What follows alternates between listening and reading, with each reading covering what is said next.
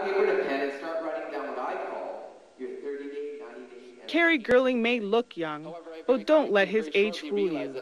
The 25-year-old Métis is a man on a mission to educate young people on the perils of drinking and driving and other teen issues. I started speaking a little over 7 years ago, just after my best friend had passed away from drinking and driving, and it affected me so much that I wanted to get that positive message out there for the students to live those positive lifestyle choices. These students, aged 14 to 18 years, are an important audience for Girling's hour-long presentation. The Riffle High School Gymnasium, an ideal setting to make a difference in a young life. Because once you succeed with that one goal, it'll start to build your self-esteem, enabling you to work towards those larger, more detailed goals.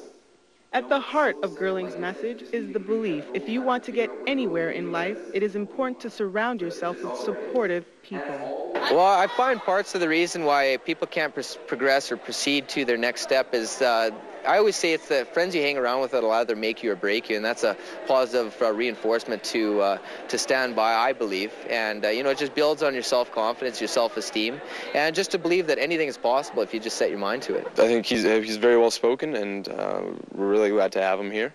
Glad to have him bringing these problems into the spotlight, sort of thing.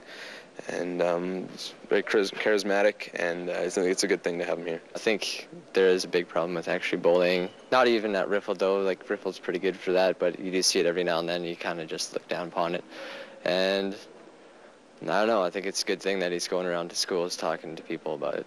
Kerry Girling is clearly a role model. His story is inspiring and a lesson to others that even in the darkest of moments, there's a light to find your way. For Indigenous Circle, I'm Carol Marshall in Regina.